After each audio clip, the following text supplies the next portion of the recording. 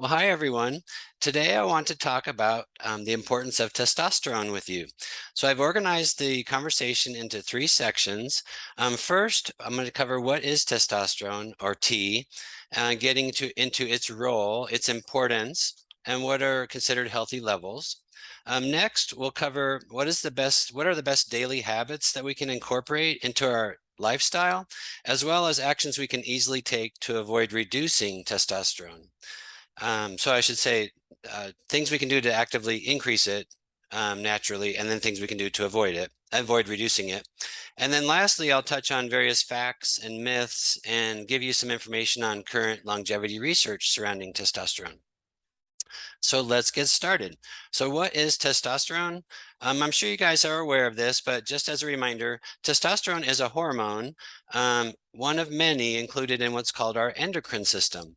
Endocrine literally means hormone secreting from the Greek language, and the endocrine system consists of host organs known as glands, and they create chemical messengers called hormones, which travel through the bloodstream to the target cells. So as an example, some other key hormones that we talk about sometimes would include things like cortisol, which is our stress hormone, and insulin, which is our blood sugar regulating hormone. And these are just, a couple of names you've heard before besides the one we're talking about today, which is testosterone. Testosterone generally peaks during adolescence and early adulthood, so call it mid to late 20s, and then typically declines 1 to 3% a year after age 30. The normal range of testosterone goes from around 300 to around 1100 nanograms per deciliter. And the diagnosis of what's called low testosterone, includes values below the 25th percentile, or approximately below 300 to 350. Testosterone is produced in both men and women, but for women, it's about 1/10 of the level that men produce, and the opposite is true for estrogen. So why is testosterone an important hormone to measure, monitor, and protect? It has many well-studied anabolic, and by that we mean tissue building, metabolic, and developmental properties. First, let's talk about the musculoskeletal system.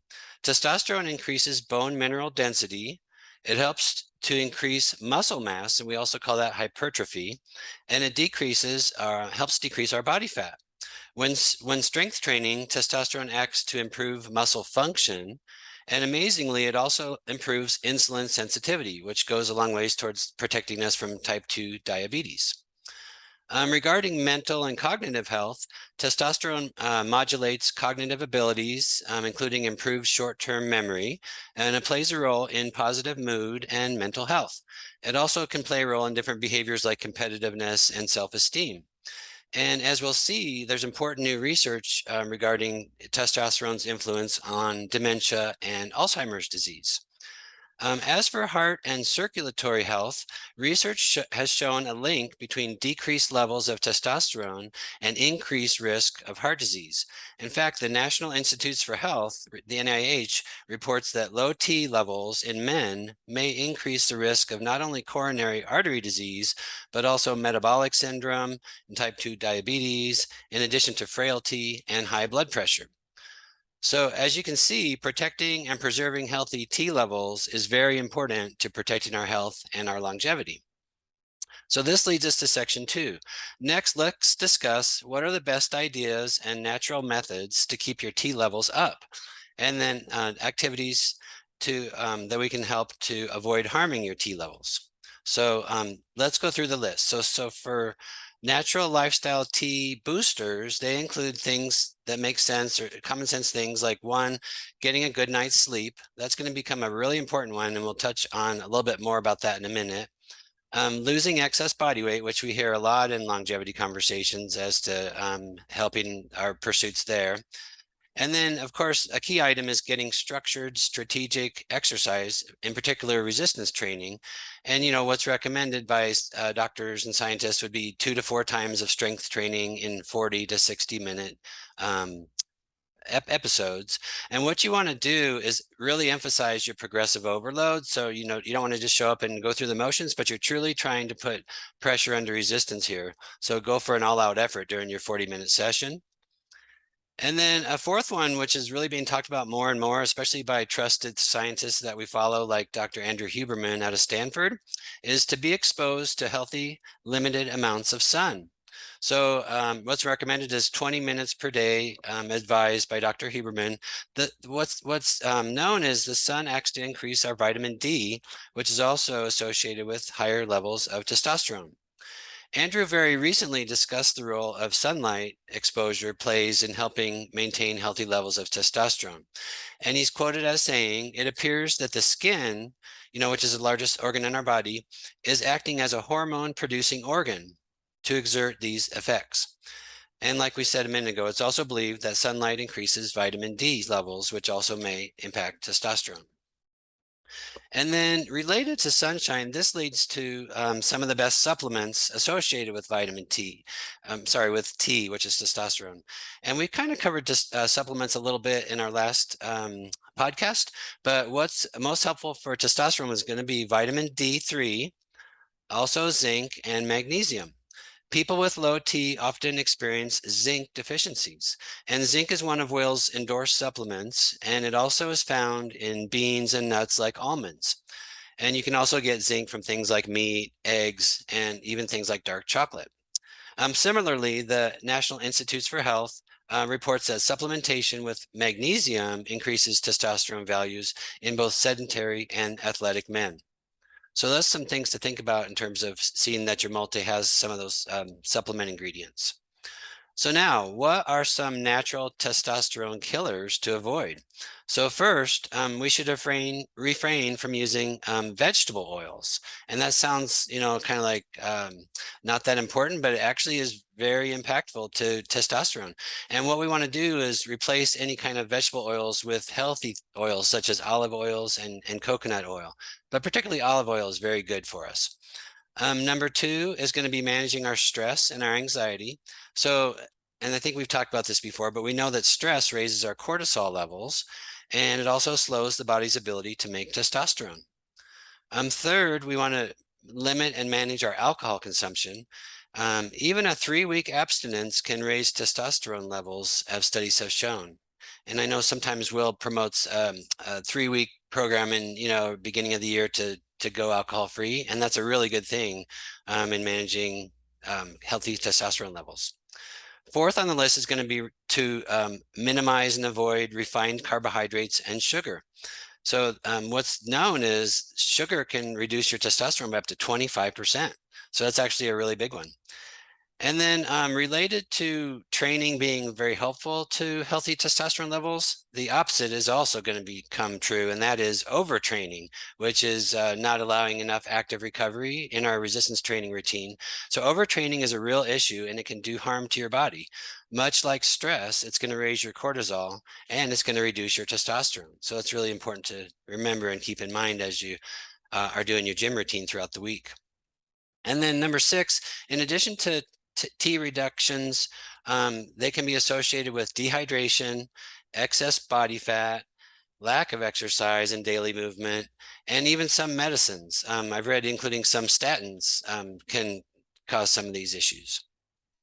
So lastly, let's cover some other basic facts and myths surrounding testosterone. So first I wanted to discuss some interesting facts. One is that testosterone, in fact, a lot of other hormones, are regulated by what's called our circadian rhythm. That's our body's perception of the 24-hour day and night cycle. So testosterone peaks around 8 a.m. in our day. It diminishes throughout our day, and then it's lowest at around 8 p.m. and then it climbs during the night. And so to this point, I want to call this out, and we kind of talked about this with our cardiologist Zoom call with Dr. Mike Twyman, and that is evening exposure to light, blue light, and that includes things like our iPhones and our TV screens that has the backlit screens. This is going to disrupt our testosterone production cycles, since blue light tricks our brain into thinking that it's about noon all the time.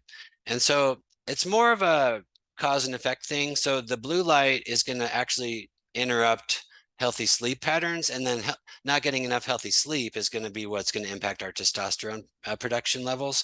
But I think it's a really important point, and it's not just a matter of, are you going to have less perfect sleep? It's going to also impact your hormone levels.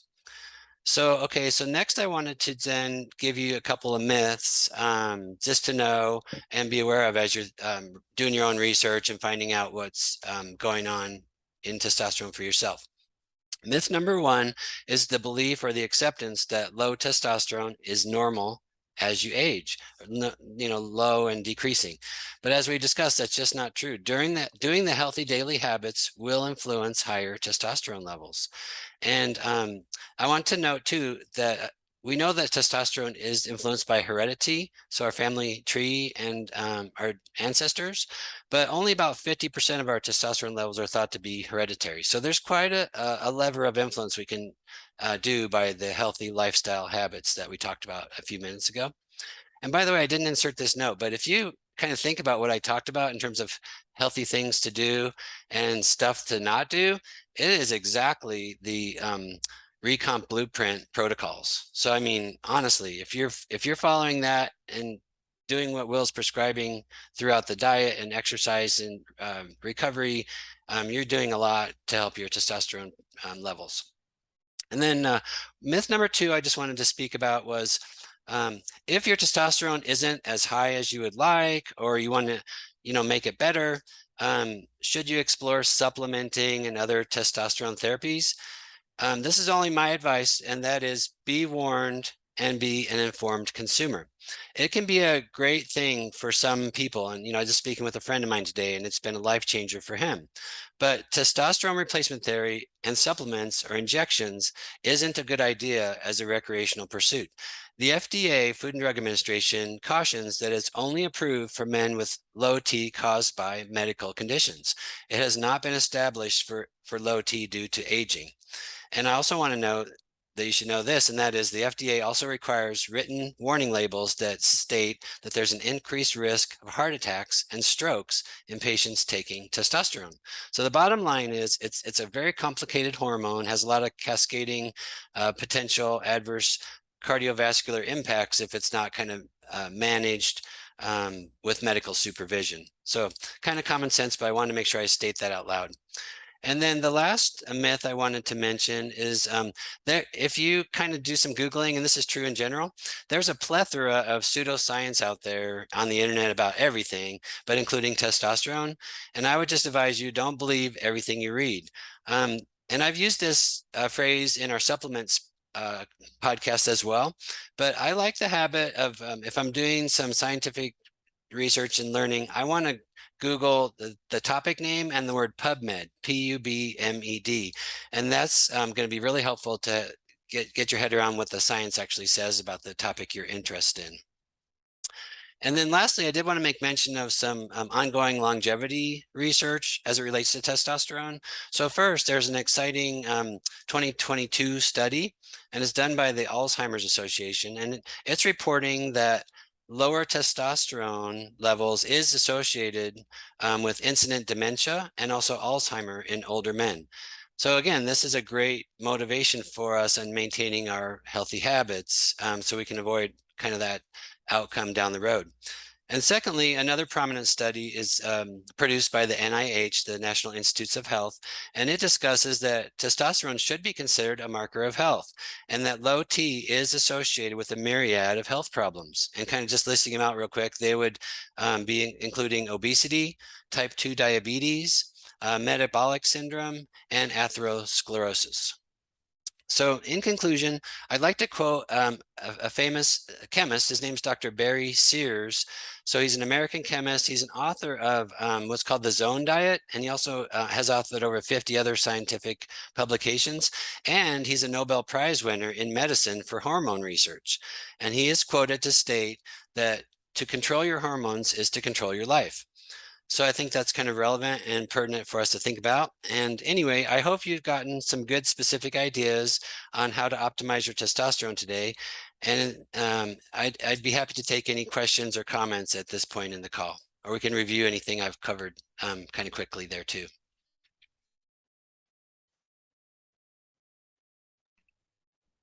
Hey, Brett. I, Hi. So I was wondering, is there a correlation between soy intake and testosterone levels, like Well, soybeans, soy milk, that kind of thing? yeah, I think that's a really good question. And this is one of those things going back to what I was just saying 30 seconds ago. If you go and Google it, you can probably read just about any answer, like there's no impact, it's terrible, it's going to kill you. And this is where it really is important to read trusted sources. And so in that pursuit, one of our colleagues, I call him, or my friend actually, his name's Alan Aragon, that we interviewed and talked about his supplements. He wrote a great book called Flexible Dieting. And I did find in here a discussion around that very topic. So I didn't bring it up, but I'm glad you did. And that is, it states that his opinion and his research, which is scientific method research, is that if you rely exclusively or primarily on soy as your protein source, then there might be some possible concerns around reductions in testosterone. So I guess that is just a little bit of advice to our vegetarian community, that to try and seek a little bit variety across different protein sources and not kind of strictly rely just on soy protein. So that, having it throughout your diet is fine, but if it's your strict and only source of your protein intake, that could cause some concern for your testosterone levels. Okay, great. Thank you. And then one other question that I had, maybe you mentioned this, but what number would be low T on the scale? Do you know? Yeah, I did, and roughly it's a level of 300. So anything that's around 300 or less than 350, I think is going to be something where it's important to visit with your medical doctor and discuss maybe what treatment plans or interventions might be considerable for you, because it's all about risk and reward. I mean, like I said, I have a friend I talked to today, and it's been a super great game changer for him with his energy and exercise performance at the gym, everything. But it's not for everybody, and it's not something to take as a recreational kind of hobby pursuit, but definitely with supervision of a medical doctor. Okay, thank you. Yeah, you're very welcome. In that case, I will send our video upward and summarize some of the notes we talked about today too, in case anyone has a chance to view the podcast later. And thanks everybody for joining today. I appreciate your time.